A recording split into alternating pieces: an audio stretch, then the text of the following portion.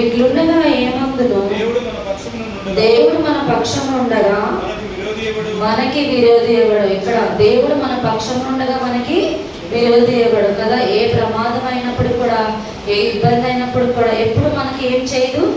ఎవరు మన పక్షం ఉండాలి? దేవుడు మన పక్షం ఉండగా మనకి విరోధి ఎవడని ఈ కీర్తన యొక్క సారాంశం అన్నమాట. ఎప్పుడైతే మనము ఈ కీర్తన ఎప్పుడు కూడా మనం చదువుకుంటూ ఉంటామో అప్పుడు దేవుడు మన పక్షం ఉండగా మనకి విరోధి ఎవరు కూడా లేదని ఇక్కడ ఈ కీర్తన మనకి తెలియజేసింది. మరి కీర్తన చూసుకున్నట్లయితే మొదటి వచనము, మహోన్నతిని చాటును నివసించువాడే, సర్వశక్తి నీడను విశ్రమించువాడు, ఆయనే నాకు ఆశ్రయము, నా కోట, నేను నమ్ముకున్న దేవుడని నేను యెహోవాను గురించి చెప్పుచున్నాను. ఇక్కడ మరి మోషే చేసిన ప్రార్థనగా మనం చూసినట్లు మనం చూస్తాం. మరి ఇక్కడ భక్తుడు ఏమన్నాడంటే మహోన్నతిని చాటున, ఇక్కడ 2 వచనాల్లో కూడా 4 రకాలుగా దేవుణ్ణి సంబోధిస్తున్నాడు. ఫస్ట్ ఏంటంటే మహోన్నతుడు. ఫస్ట్ ఏముంది? మహోన్నతుడు. రెండోది సర్వశక్తుడు. మరి మూడోది చూసుకున్నట్లయితే దేవుడు, నా దేవుడు. మరి 4వది చూసుకున్నట్లయితే యెహోవా. ఈ 2 వచనాల్లో కూడా దేవుడిని 4 రకాలుగా భక్తుడు మరి ఇక్కడ చెప్తున్నాడు. మహోన్నతుడు, నెక్స్ట్ సర్వశక్తుడు, మరి నా దేవుడు, నెక్స్ట్ యెహోవా. ఈ 4 రకాలుగా మరి భక్తుడు ఇక్కడ సంబోధిస్తున్నాడు. మరి మహోన్నతుడు అనగా ఏంటి? అత్యంత ఉన్నతుడు అన్నమాట. అతని కన్నా ఇంకా ఎవరు ఉన్నతంగా లేరు. ఆయన మన దేవుడు మహోన్నతుడు. మరి ఆదికాండము 14వ అధ్యాయము మొట్టమొదటిగా దేవుణ్ణి సర్వోన్నతుడు, మహోన్నతుడని అక్కడ మనకి తెలియజేస్తుంది. ఆదికాండం 14వ అధ్యాయం 18వ వచనం.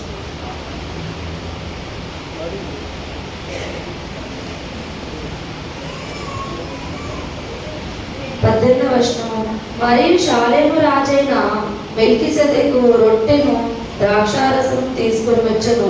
అతడు సర్వోన్నతుడైన దేవునికి యాజకుడు. అప్పుడు అతడు అబ్రాహామును ఆశీర్వదించి, ఆకాశమునకు భూమికిని సృష్టికర్తయు సర్వోన్నతుడైన దేవుని వలన అబ్రాహాము ఆశీర్వదించబడినమాట. మన అబ్రాహాము పితరులకు మనకు మరి విశ్వాసములకు తండ్రి కదా.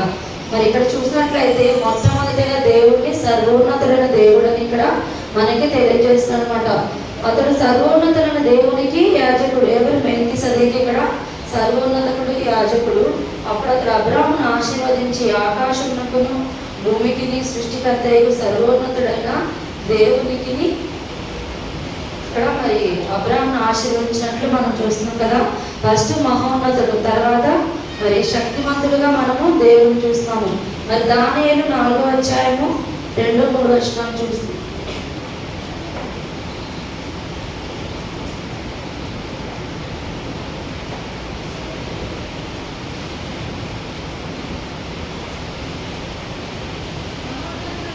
మహోన్నతుడుగా దేవుడు మన ఎడల చేసిన అద్భుతములను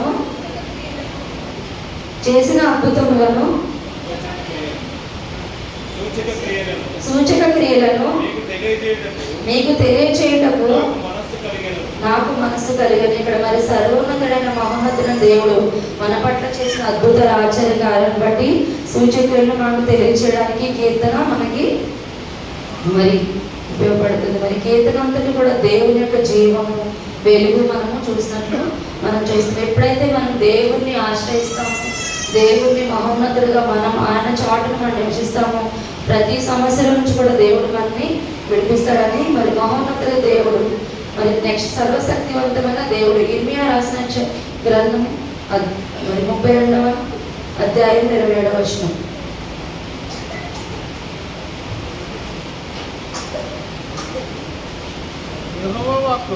యెహోవాకు ఇదే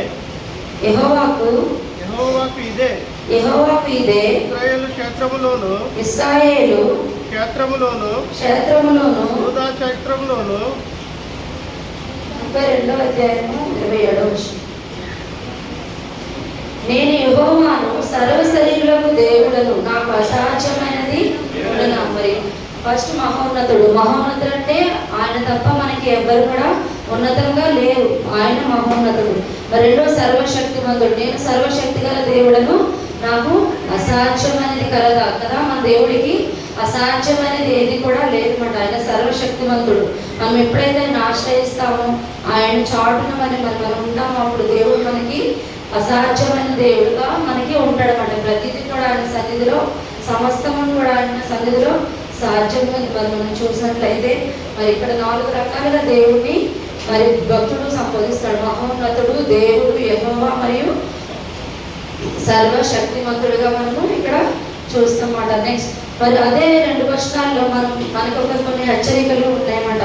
ఒకటి ఏంటంటే చాటున, రెండవది మరి నీడ.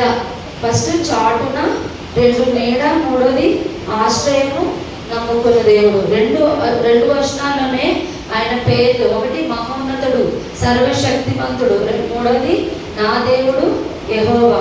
మరి 2 వచనాల్లోనే ఇంకొకటి ఎలా మనము జీవిస్తే మన జీవితంలో మరి ఆయన కాపుదల మనకు ఉంటారో మనం ఇక్కడ చూసినట్లు. ఒకటి ఆయన నీడన, ఆయన చాటున నివసించాలి. ఆయన చాటున అంటే ఎప్పుడు కూడా మనం వాక్యం చదువుతూ ప్రార్థన చేసుకుంటూ ఉండాలన్నమాట. 2 నీడ అంటే మరి ఆయన పర్ణశాలలో మనం ఎప్పుడు కూడా ఆయన దాచుంటాడు. ఎప్పుడు మన వాక్యం చదువుతూ ఆయన భయభక్తులు కలిగి ఉన్నప్పుడు ఆయన చాటున మనల్ని మరి ఎప్పుడు ఉంటామో అప్పుడు దేవుడు ఆశ్రయం మనకు కలుగుతుంది. ఇక్కడ ఆయనే నాకు ఆశ్రయము. ఆయన ఆశ్రయం ఎప్పుడైతే మనం చేసుకుంటామో, మరి ఆయన అయితే ఎప్పుడు నమ్ముకుంటామో అప్పుడు దేవుడు మన పట్ల ఎప్పుడు మరి యెహోవా కీర్తన 9 చూసినట్లే, యెహోవా నిన్ను ఆశ్రయించి వారిని విడిచిపెట్టువాడు కాదు, కావున నీవు నీ నామం ఎరిగిన వారు నిన్ను నమ్ముకుందరు కదా. ఆయన ఆశ్రయించిన వారిని ఎప్పుడు కూడా ఆయన విడిచిపెట్టే దేవుడు కాదు. కాబట్టి ఆయన ఎప్పుడు కూడా మనం ఎలా ఉండాలి, నమ్ముకునే వారిగా మనం ఉండాలన్నమాట. కీర్తన 34:10 చూసినట్లయితే,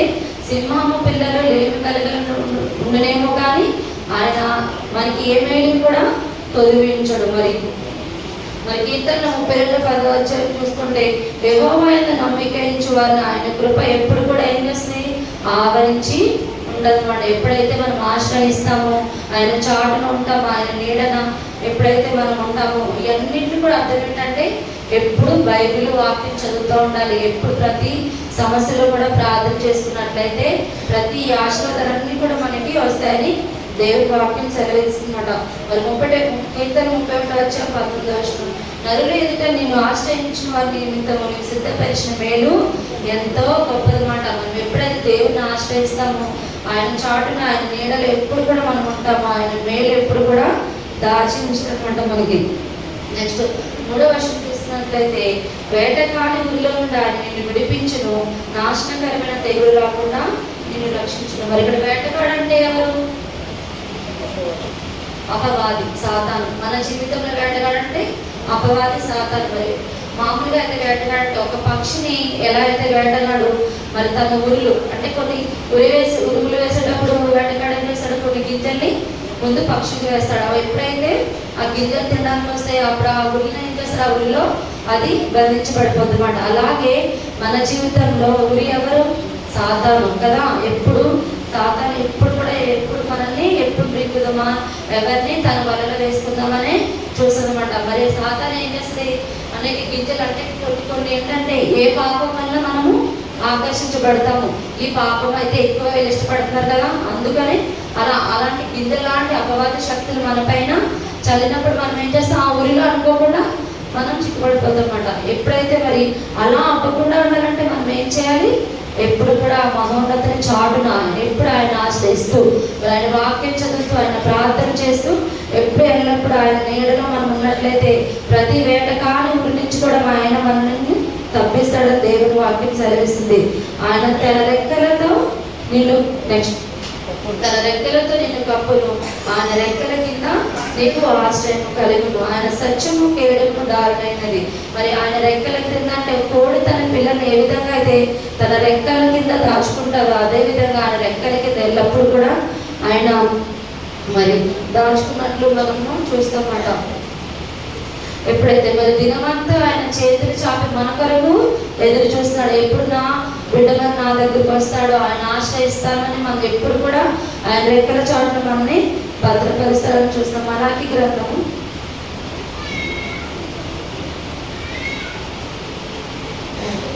4వ అధ్యాయము 2వ వచనం. అయితే నా నామమందు భయభక్తులు గలవాడు నీకు నీతి సూర్యుడు ఉదయించును, అతని రెక్కలు ఆరోగ్యము కలుగు చేయను కనుక మీరు బయలుదేరి. చాలు చాలు. ఇక్కడ మరి ఆయన ఆశ్రయించిన వారికి నీతి సూర్యుడు ఉదయించును. ఆయన రెక్కలు మనకి ఏం కలిగజేస్తాయి? ఆరోగ్యం కలిగజేస్తాయి కదా. మనం అనుకుంటాం ఆరోగ్యం అనారోగ్యం రాగానే వెంటనే ఎక్కడికి వెళ్తాం? హాస్పిటల్కి వెళ్తాం. ఎక్కువ ఏదైనా మర్చిపోతామంటే ఇక్కడ మనం చిన్న విషయాలే మనము నెగ్లెక్ట్ చేస్తాం. ఇక్కడ మరి 91వ కీర్తన మనకి ఎప్పుడైనా అనారోగ్యం వచ్చినప్పుడైనా ప్రమాదం వచ్చినప్పుడైనా మొట్టమొదటిగా మనం చదువుకోవాల్సిన కీర్తన ఏంటది? 91వ కీర్తన కంపల్సరీ మనము చదువుకోవాలి కదా. ఆయన రెక్కల కింద అంటే ఆయన రెక్కల కింద మనకి ఏం కలుగుతుంది? ఆరోగ్యం. ఏదైనా అనారోగ్య సమస్యలు వచ్చినప్పుడు మనం వెంటనే 91వ కీర్తన చదువుకున్నప్పుడు ఆయన రెక్కల కింద మనకి ఎప్పుడు కూడా ఆరోగ్యం కలుగుతుందని దేవుడి వాక్యము సెలవిస్తుంది. ఇక్కడ రాత్రి వేళ కలుగు భయమునకైనను, పగటి వేళ ఎదురు బాణమునకైనను, చీకటిలో సంచరించు తెగులకైనను, మధ్యాహ్నం నుండి పాడుచే రోగముకైనను నీవు భయపడకుందుము. మరి ఇక్కడ రాత్రి వేళ కలుగు భయం అంటే చీకటి అంటే చాలా భయం మనకి కదా. ప్రతి ఒక్కరు కూడా చీకటి అంటే చాలా భయం. అలాంటి చీకటి ప్రదేశాల్లో ఉన్నప్పుడు కూడా మనకి ఈ కీర్తన అనేది మనకి ఏం చేస్తుందంటే ఎప్పుడు మనం దేవుడిని ఆశ్రయిస్తాము, ఎప్పుడు దేవుడు మనం తోడే ఉంటాడు, అలాంటి సమయాల్లో కూడా దేవుడు ఎప్పుడు కూడా తోడు ఉంటాడు అన్నమాట. మరి పగటి వేళ ఎదురు బాణమైన మరి మధ్యాహ్నం అంతా పాడు చేయ రోగము. మరి మనం ప్రతి ప్రమాదం నుంచి దేవుడు మనల్ని తప్పిస్తాడు. పగటి వేళ కలుగు ప్రతి ప్రమాదం నుంచి కూడా దేవుడు తప్పిస్తాడని వాక్యం సెలవిస్తుంది. మరి మేము ఇందాక వస్తుంటే మనం ఒక యాక్సిడెంట్ చూసాం. మరి అక్కడ ఒక వ్యక్తి మరణించడం. మరి అలాంటి పరిస్థితులు చూస్తే మనకి చాలా భయం వేస్తుంది. ఒక్క క్షణం చాలు మనం ప్రాణం పోవాలంటే, కానీ దేవుడు ఎంతవరకు ఆయన రెక్కల చాటును భద్రపరిచి మరి దాని సన్నిధిలో సజీవులుగా ఉండగలుగుతామంటే కేవలం ఆయన కృప. ఎందుకు మనం ఎప్పుడైతే దేవుని ఆశ్రయిస్తున్నామో, ఎప్పుడు వాక్యం పట్ల ఆదివారం ఒకటే చర్చకు రాకుండా మరి ఎప్పుడు కూడా ఆయన వాక్యాన్ని చదువుతూ ప్రార్థన చేసుకున్నట్లయితే ప్రతి క్షణము ప్రతి సెకండ్ కూడా దేవుని కాపుదల మనకి ఉంటుంది. కీర్తన అంతటి కూడా మనకి దేవుని కాపుదల భద్రత మనకి ఉన్నదని కీర్తన మనకి తెలియజేస్తుంది. కాబట్టి కీర్తన ఎల్లప్పుడూ కూడా మనం మనసులో తలుచుకుంటూ ఉండాలన్నమాట. చదువు ఎదురేయకుండా మరి కంఠస్థం పడినా కూడా చాలా మంచిది. ఎందుకంటే మన అనారోగ్యం ఉన్నప్పుడు మనసులో ఎప్పుడు తలుచుకుంటా ఉండే కీర్తన ఇది. దేవుడు వెలుగు జీవము. మరి 90వ కీర్తన అంతటి కూడా మరణం గురించి మనకు తెలియజేస్తుంది. మనం చేసిన పాపాల వలన, మనం చేసిన తప్పుల వలన, దోషాల వలన ఉగ్రత మన మీదకి ఎలా వస్తుందో 90వ కీర్తన మనకు తెలియజేస్తుంది. కానీ ఆయన జీవము వెలుగు మరి మన మీద రావాలంటే మరి 91వ కీర్తన మనకి తెలియజేస్తున్నట్లు ఇక్కడ మనం చూస్తున్నాము. మరి నీ ప్రక్కన 1000 మంది పడదను, నీ కుడి ప్రక్కన 10,000 మంది కూలినను అపాయము నీ వద్దకు రాదు. మనం చాలాసార్లు అనారోగ్యంతో మరి హాస్పిటల్కి వెళ్తాం. అప్పుడు మనం అనుకుంటాం, ఒక పక్కన మనం చూస్తే మన ముందే కొంతమంది ఏం చేస్తారు? చనిపోవడం జరుగుతుంది. మరి మన ముందే వాళ్ళకి తీసుకెళ్ళడం జరుగుతుంది. అప్పుడు మనం ఏమనుకోవాలి? నేను చాలాసార్లు అనుకుంటాను అనమాట, నీ ప్రక్కన 1000 మంది పడినను, నీ కుడి పక్కన 10,000 మంది కూడిన అపాయం నీ వద్దకు రాదు. మరి నేను ఒక సాక్ష్యం చెప్పాలి. నిజం చెప్పాలంటే మరి ప్రైజ్ విషయంలో దేవుడు చాలా మేలు చేశాడు. మరి నార్మల్ ఫీవర్ అనుకున్నాం, మరి ఫీవర్ వచ్చింది. కానీ మరి ఒక 2 డేస్ 4 డేస్ తర్వాత ఫుల్ కళ్ళన్నీ కూడా ఎల్లోయిష్ అయిపోయినాయి. మొత్తం బాడీ కూడా ఎల్లోగా మారిపోయింది. ఏంటి ఇలా అయిపోతుంది టెస్ట్ చేస్తే? మరి ఆ టెస్ట్ చేస్తే అతను కూడా అన్నాడు ఏమని, చాలా అబ్నార్మాలిటీస్ ఉన్నాయి పాపకి, చాలా డేంజర్గా ఉంది అన్నప్పుడు నేను భయపడలేదు. ఎందుకంటే నా దేవుడు నాకు తోడున్నాడు. నేను ప్రతిరోజు ఎన్ని రోజులైతే నేను ట్యాబ్లెట్స్ యూజ్ చేశానో ప్రతిరోజు పడుకునే ముందు 91వ కీర్తన ప్రతిరోజు చదివించి పడుకోబడుతుంది. మరి మా డాడీ వాళ్ళందరూ ఫోన్ చేసి ఊరు తీసుకురండి అమ్మా, ఏదైనా మరి పాసర ముందు కట్టి వేస్తాను కదా, అవి ఏమని చెప్పినప్పుడు నేను అనుకున్నా, నేను రాను ఊరు, నేను ఎక్కడే ఉంటాను, నా దేవుడు నాకు తోడున్నాడు. నేను రోజు ప్రార్థన చేసి మా 91వ కీర్తన రోజు ప్రతిరోజు మర్చిపోకుండా ఆ 91వ కీర్తన చదివించి మరి ఆ సిరప్స్ అన్ని వేసి పడుకోబెట్టింది. వితిన్ 4 డేస్లో 8 పాయింట్స్ అనేది 2 పాయింట్స్ వచ్చేసింది. దేవుడికి భయం కలిగిందాక. మరి అప్పుడు అనుకున్న దేవుడు నా జీవితంలో ప్రతి విషయంలో అన్ని విషయాల్లో తోడుగా ఉంటాడు. మరి కరోనా వచ్చినప్పుడు కూడా 15 మెంబర్స్కి మా ఫ్యామిలీలో కరోనా వచ్చింది. ఈవెన్ ప్రైజీకి ఇంటికి కూడా కరోనా. అప్పుడు అందరూ చెప్పుకునేవారు మాకు అక్కడ చనిపోతున్నారట్లా, ఇక్కడ చనిపోతుంది. అదే న్యూస్ టీవీలో. నేను అనుకున్నా నా దేవుడు నాకు తోడున్నాడు. ఏదో ఆలోచించినప్పుడు కూడా మరి ప్రతిరోజు వాక్యం చదువుకునేదాన్ని, పిల్లలకి రోజు ప్రేరాలు రాయడం. మరి ఎటువంటి మరి అనారోగ్యం వాళ్ళకి రాలేదు. అవి అనేక సిమ్టమ్స్ వస్తాయి. ఎవరు జలుబు కానీ ఏది కానీ నార్మల్గా సిరపిస్తాను అంతే. దేవుడు అంతగా నన్ను ప్రతి విషయంలో ప్రతి దాంట్లో కాపాడుతూనే వచ్చాడు. ఎందుకంటే ఆయన ఆశ్రయించిన వారికి ఏ మేలు కూడా కొదవలేదు. మనం అనుకుంటాం మనుషుని సహాయం ఎదుగుతాం, కానీ మనం ఫస్ట్ ఎవరి సహాయం ఎదగాలి? దేవుడిది. మరి నాకు చాలా ఇష్టమైన కీర్తన 91 కీర్తన అనుకున్న ఏ వాక్యం చెప్పాలి. యాక్చువల్ నేను సిద్ధపడలేదు. ఆయన అయ్యారు మొన్న ఈ ఫీవర్ వచ్చింది, బ్లడ్ ఇన్ఫెక్షన్ అయ్యేదని మొన్న కూడా వాయిదా వేస్తున్నారు, వేయకూడదు అనేసి మరి చెప్తాను అయ్యారని చెప్పా. 91 కీర్తన జీవితంలో ఎప్పుడు కూడా గుర్తుపెట్టుకుంటాను. కంటస్థ ప్రతి రోజు ఎప్పుడైనా ఆరోగ్యం వచ్చినప్పుడు ఈ వాక్యం చదువుకుంటే దేవుడు నాకు ఎప్పుడు కూడా సహాయం చేస్తాను. నేను అది ఎక్కువ నమ్ముతాను. మరి ఇవన్నీ కూడా మరి నీకు అపాయం ఏమీ రాదు. మరి యెహోవా నీవే నా ఆశ్రయమని నీవు మహోన్నతులైన దేవుడు నీకు నివాసకరంగా చేసుకుని ఉన్నావు కదా. మనం ఎప్పుడైతే దేవుడిని ఆశ్రయిస్తామో కదా, మనుషుల్ని ఆశ్రయించకంటే మరి రాజుని ఆశ్రయించకంటే ఎవరిని ఆశ్రయించడం మేలు? యెహోవాను ఆశ్రయించడం మేలు. మనం ఎప్పుడైతే ఏ సమస్య వచ్చినప్పుడు ఇక్కడ మనుషుల వైపు మనం ఎప్పుడు చూడకూడదు, దేవుడి వైపే. మన దేవుడు సహాయం చేసే దేవుడు అని నమ్ముకున్నప్పుడు ఆయన ఖచ్చితంగా మనకి సహాయం చేసే దేవుడుగా ఉన్నాడు. నీకు ఏ అపాయము రాదు, ఏ తెగులు నీ గుడారము సమీపించదు. కానీ ఒకవేళ సమీపించినప్పుడు కూడా మనకి ఎవరు సహాయం చేస్తారు? దేవుడే మనకి సహాయం చేస్తాడు. మనుషుల సహాయం వ్యర్థము. ఒక డాక్టర్ దగ్గరికి వెళ్ళాలన్నా వాళ్ళకి జ్ఞానం రావాలంటే ఎవరికి వాళ్ళ జ్ఞానము. ఒక మందులు అయిపోయి ఇంకో టాబ్లెట్స్ ఇస్తే అది అనారోగ్యమే కదా. అలాంటి జ్ఞానం మరి ఆ డాక్టర్లు కూడా జ్ఞానం ఇవ్వాలంటే సరైన డాక్టర్ని మనకి చూపించాలని ఎవరు కావాలి? మనకి దేవుడే కదా. దేవుడు కదా అన్ని విషయాల్లో ఏ చిన్నదైనా కూడా ఆయన సహాయం లేకపోతే మన జీవితం ఏది కూడా, ఏ అనారోగ్యమైన ఎంత భయంకరమైన పరిస్థితులు అయినప్పుడు కూడా ఆయన ఉంటే మనకి చాలు.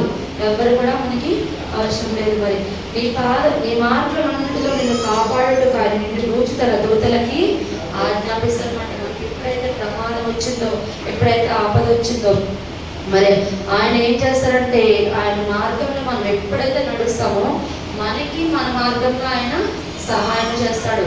మరి దేవుడిని సాతాను శోధించింది ఎప్పుడు? మరి 40 దినములు ఉపవాసం ఉన్నప్పుడు నువ్వు నిజమైన దేవుడు అయితే రాళ్ళను రొట్టెలుగా మార్చమన్నది కదా. మరి ఏమని చెప్పింది? మనకంటే ఎక్కువ దేవుడి వాక్యాలు ఎవరికి తెలుసా?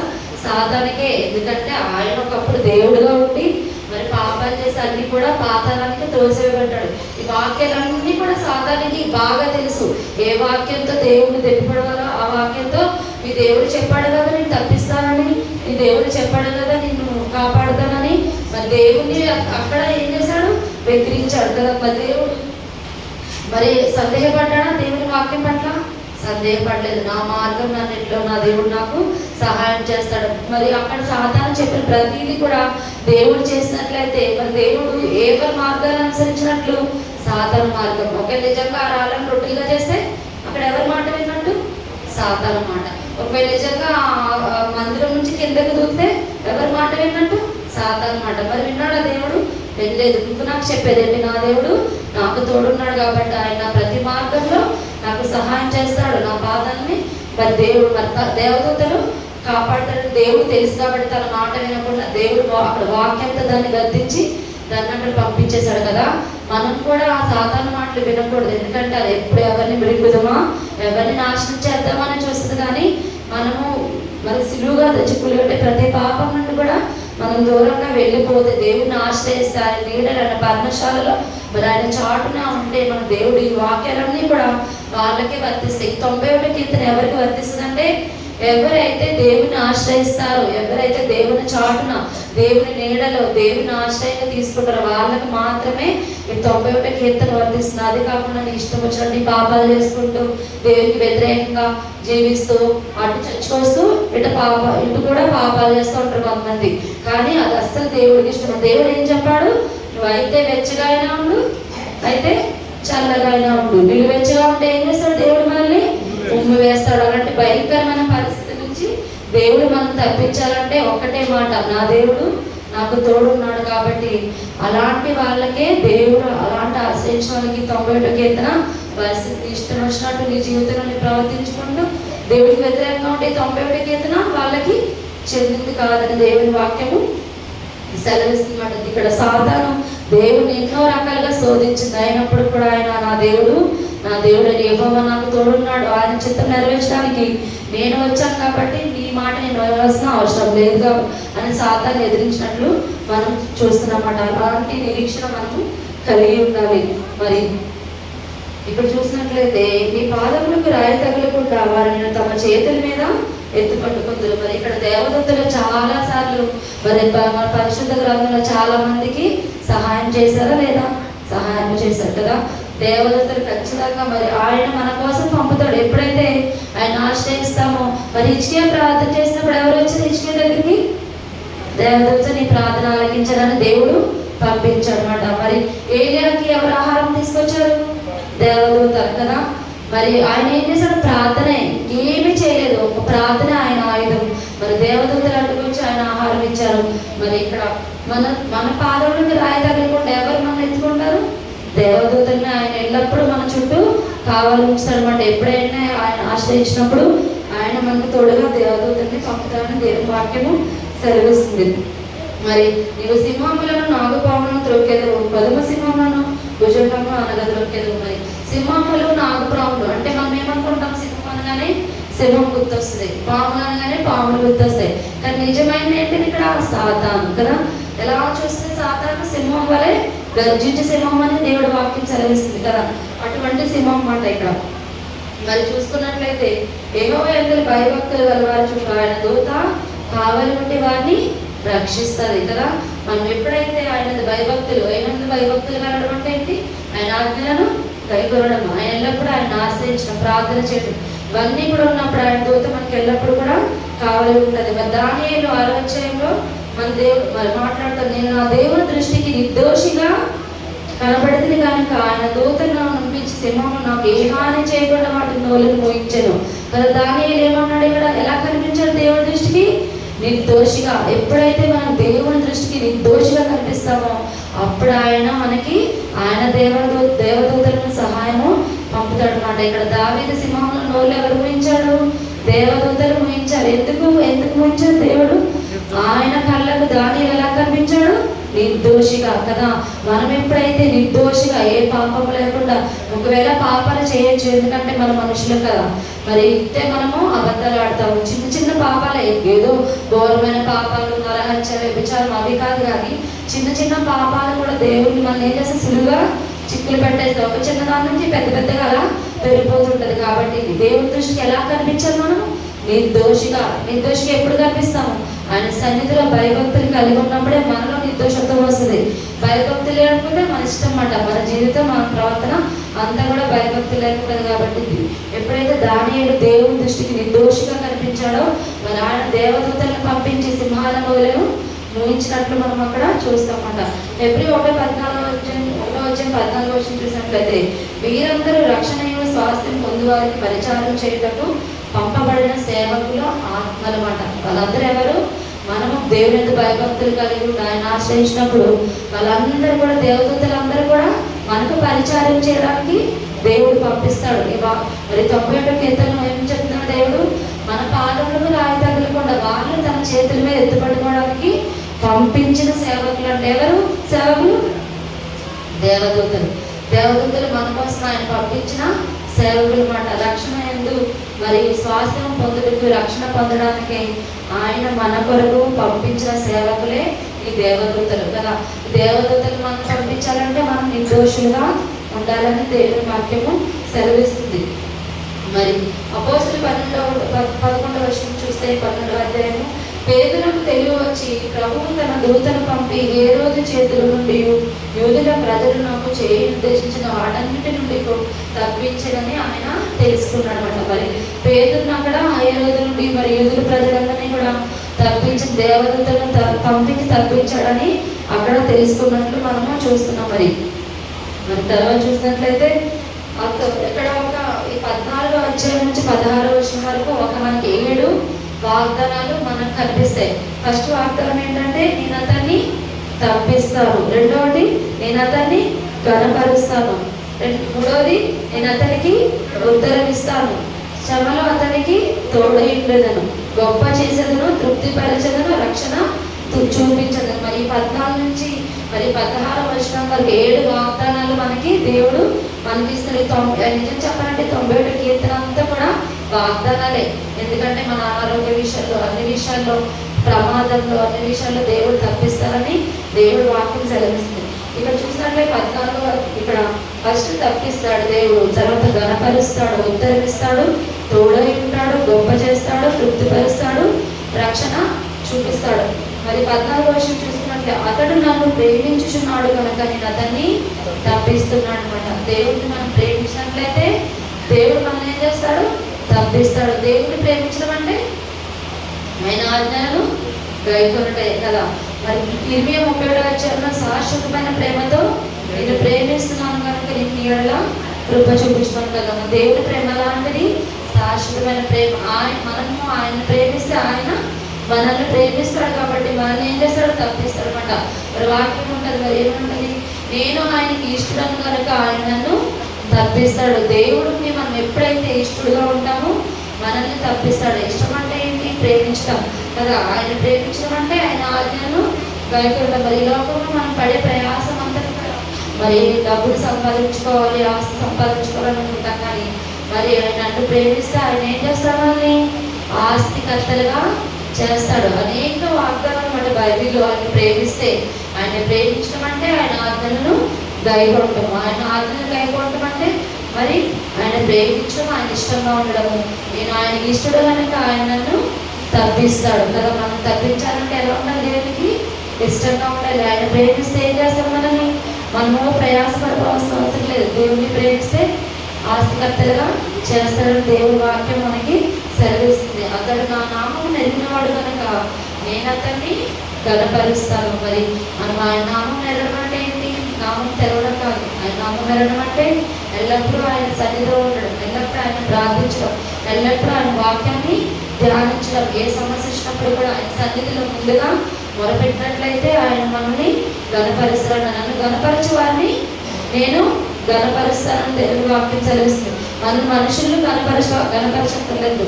మనము దేవుడిని ఎప్పుడైతే ఘనపరుస్తామో ఆయన మనల్ని ఘనపరుస్తాడని దేవుని వాక్యము సెలవిస్తుంది. ఆయన నామము నమ్మదైన నామము, అన్ని నామముల కన్నా పైనామము, సూర్యోదయం మొదలుకొని సూర్యాస్తం వరకు పూజింపదగిన నామము. ఆయన నామాన్ని తలుచుకుంటూ ఉండాలి మనం.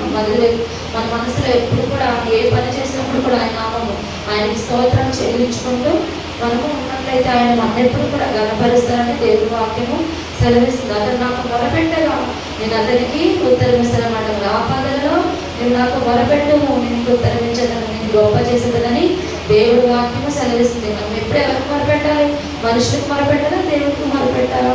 దేవుడికి మాత్రమే మొరపెట్టాలి. ప్రతి సమస్య వచ్చినప్పుడు కూడా వాళ్ళు సహాయం చేస్తారు, వీళ్ళు సహాయం చేస్తారని చూడకుండా దేవుడి సన్నిధిలోకి వెళ్ళి దేవుడికి మొరపెట్టినప్పుడు మరి నిజముగా మొరపెట్టే వరకు ఆయన ఎలా ఉంటాడు? సమీపంగా ఉంటాడు అన్నమాట. ఎప్పుడు నాకు మొరపెడుతుంది, ఎప్పుడు నాకు ప్రార్థన చేస్తారా నా బిడ్డలని దేవుడు ఎప్పుడు కూడా ఎదురు చూసినట్లు మనం ఇక్కడ చూస్తామన్నమాట. శ్రమలలో నేను అతనికి తోడై ఉండేదని. ఎప్పుడైతే మనకి శ్రమలు, ఇబ్బందులు వచ్చినప్పుడు మనం ఆయన మహోన్నతుడుగా, సర్వశక్తిమంతుడుగా, మరి దేవుడుగా, యెహోవాగా మనము చూస్తాము. ఆయన ఎప్పుడు కూడా శ్రమల్లో మనకి తోడై ఉండే, ఆపత్కాలను ఆదుకునే సహాయకుడుగా ఉంటాడని దేవుడి వాక్యము మనకి సెలవిస్తుంది. అతన్ని విడిపించి అతన్ని గొప్ప చేస్తాడు కదా. ఆయనకి ఇష్టడుగా ఉంటే మనల్ని ఆయన ఏం చేస్తాడు? విడిపిస్తాడు, తప్పిస్తాడు కదా. మనల్ని ఏం చేస్తాడంటే మనకి ఎక్కడైతే ఎవరి ముందు అవమానం కలిగిందో అక్కడే మనల్ని గొప్ప చేస్తాడు దేవుడు. ఉదాహరణ మన మందిరం కదా. ఎన్నో అవమానాలు, ఎన్నో నిందలు మనకి వచ్చాయి. చాలా మంది నిందించారు, అవమానించారు. కానీ ఈరోజు వాళ్ళందరూ ఏమనుకుంటారంటే వెళ్ళి సాధించారు అనుకుంటారు అన్నమాట. నేను చాలా బాధపడతాను, ఒకవేళ చర్చ మానవలసి వస్తుందేమో అని చాలా దుఃఖపడతాను. కానీ దేవుడు మరి నన్ను విడిచిపెట్టే దేవుడు, ప్రతి అవమానంలో ఘనతనిచ్చే దేవుడు కదా. ఆయన విడిచిపెట్టే మరి మన స్థలం కోసం భారం కలిగి ప్రార్థన చేసినప్పుడు నేను ఒకటే అనుకున్నా, ఈ స్థలము నిజంగా మనం మందిరం కొన్ని గుర్తులను పెట్టుకుంటాం అన్నమాట. ఇది ఇలా జరుగుతుందంటే ఇది జరుగుతుంది అనమాట. నిజంగా మనం మందిరం కట్టుకుంటామంటే ఈ స్థలం పాటలో మనకి వస్తుంది. అదొకటే అనుకున్నాను నేను ఆ రోజు మనసులో. మొన్న అదే తలుచుకున్నా, నేను అనుకున్నాను అది జరిగింది కదా అనిపించింది కదా. మనం కొన్ని తీర్మానం తీసుకున్నప్పుడు దేవుడు ఖచ్చితంగా మన పట్ల కార్యాలు చేసే దేవుడుగా ఉంటాడు. కొన్ని విషయాలు మనకి ఎప్పుడు కూడా దేవుడు వెంటనే ఒకసారి సమాధానం వస్తుంది, కొన్నిసార్లు లేట్గా వస్తుంది. వెంటనే వచ్చినప్పుడు అనుకుంటే నీ విధంగా మనసు అనుకుంటే అదే జరుగుతుంది ఏంటి అనుకుంటాం. అలా మన మనసులో ఎప్పుడైతే దేవుడికి చేస్తాడు అనుకుంటే ఖచ్చితంగా జరుగుతుంది. మనం తలగా ఉంచే దేవుడు కానీ పాముగా ఉంచే దేవుడు కాదు. దేవుడు మరి యెహోవా వాస్తవ కార్యము చేశారన్న జనులు మనల్ని చూసి చెప్పుకున్న దేవుడు మన దేవుడు కదా. అట్టి విధంగా మన దేవుడు మనకి సహాయం చేస్తాడు. దీర్ఘాయం చేత అతన్ని తృప్తిపరుస్తాడు. మన దేవుడిని ప్రేమించడం అంటే ఆయన ఆజ్ఞను కనుక్కోవడం. మన దీర్ఘాయం ఎప్పుడు వస్తుంది మనకి? దీర్ఘాయం ఎప్పుడు హాస్పిటల్ చూపించుకుంటూ మందులు వాడుతూ టాబ్లెట్స్ వాడితే వస్తున్నా కాదు. ఆయన ఇచ్చిన ఆజ్ఞలను మనం పాటించాలి. మరి కీర్తనకాండ 20 అధ్యాయంలో ఎన్ని ఆజ్ఞలు ఉన్నాయి మనకి? 10 ఆజ్ఞలు. కొత్త నిబంధనలో 12 ఆజ్ఞలు. ఎన్ని ఆజ్ఞలు మొత్తం మనకి? 12 ఆజ్ఞలు మనకి. మరి ఒక ఆజ్ఞ ఉంటుంది మనకి, దీర్ఘాయు ఇచ్చే ఆజ్ఞ. ఏంటో ఎవరికైనా గుర్తుందా? నీకు అనుగ్రహించే దేశంలో నీ తల్లిని తండ్రిని సన్మానించినప్పుడు ఎలా ఉంటాం మనము?